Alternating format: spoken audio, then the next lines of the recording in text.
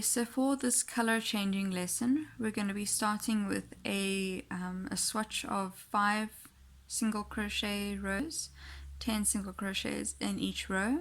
You can just quickly create your 5 rows like this, and then we shall jump straight into changing the color. I would suggest that you use the same brand for both colors because different brands can be have different thicknesses. Not all brands are the same with their weights. So I'll be using once again this Charity double skein per colorway, and I'm going to be changing to this Charity double knit colorways camel.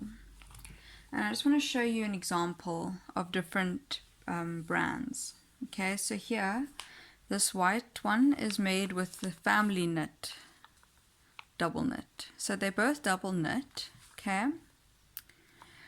Except if you look at them, you can see it's not that big of a difference, but it is enough of a difference that your work will not come out looking very neat and straight. Okay, so these are both double knit and both done with the 4.5mm crochet hook. But as you can see, this one is a little bit thinner than this one, smaller and thinner. Like if I line them up over there, the top and the side there, you can see that part there sticking out, and you can see that part there sticking out. So if you had this one changing into this one, your work would end up going like that. So I would suggest sticking with one brand when you're working with more than one color in a project. Okay, so for beginning, now you can start off your color changes with a slip knot on your hook if you prefer that, if you're more comfortable with that. But then I would suggest that you try and practice without the slip knot, as it does make a bit of a difference when it comes to having little knots at the ends here. But you can do it that way if you're more comfortable. Okay, so you want to take your, I'm going to be showing you how to do it without the slip knot, but it's the same way with the slip knot, it's just that you've got it already attached to your hook.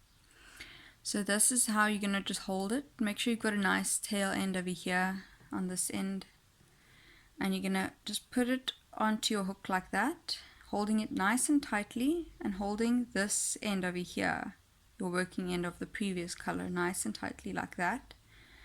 You're going to pull it through that loop. Okay, and now holding on to these two colors like that, just put them between this finger here, and grabbing hold of this working end, you're going to pull that down. Okay, and then holding on to that, you're just going to pull this loop tighter. Okay, you just got to sort of work it on so that the loop's not too big and this one's nice and tightly secure. Okay, and that'll count as just your loop. Okay, it's not a chain, it's just a new loop. So you're going to chain one for your turning chain. Okay, and you're going to turn your work like that. And now you sort of want to hide these. First you can just cut free, try and make it the same length as your this tail end.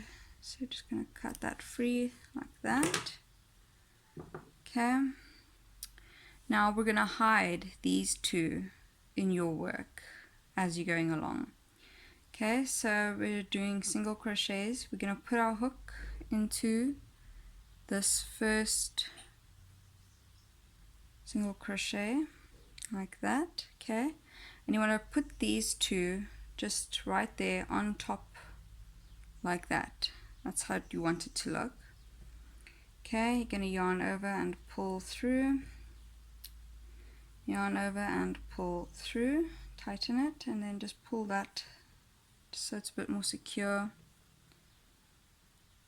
Okay, and now you've got it worked over that.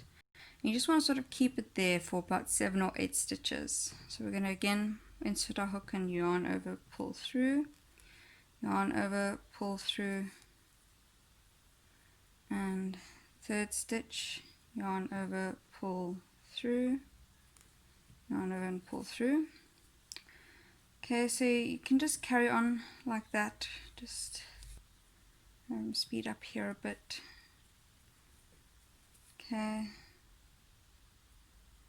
it's 5 stitches, now you've got 6, 7, and I'm just going to finish on 8 here quickly. Okay, like that.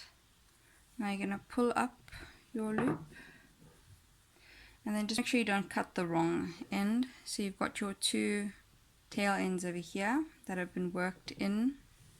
You do that just so that you have less tail ends to weave in when you finish your project, and you're going to pull them nice and tightly and cut free like so. Okay, and then you just finish off that row with your last 2 single crochets, and there you have it. Very successful color change. Okay, and what I like to do with my color changes is I like to just keep a track on the different colors. So now if you're working where it's just going from one color to the other, and then like that, and you've got multiple rows in each, then you can just keep track like this. I've got 5 rows of color 1, and now I've got 1 row of color 2. And if you're working with a project that's like got multiple colors, then I would suggest that you just have 2 different color pens, and then you just have one thing going along like that, and you just choose, okay, this color is for color 1, this color is for color 2, and then you change your pen color. It's just so that you can keep a track of how many rows you have per color. But yeah, that's basically how it's done, and then the rest of it you just carry on the way you'd normally do your single crochet and finish it off the way you'd normally finish off. So yeah, that's it for today's lesson. If you'd like to watch the full lesson, you can do so by clicking here. Thank you so much for watching. Please don't forget to like this video and subscribe so you don't miss out on future videos.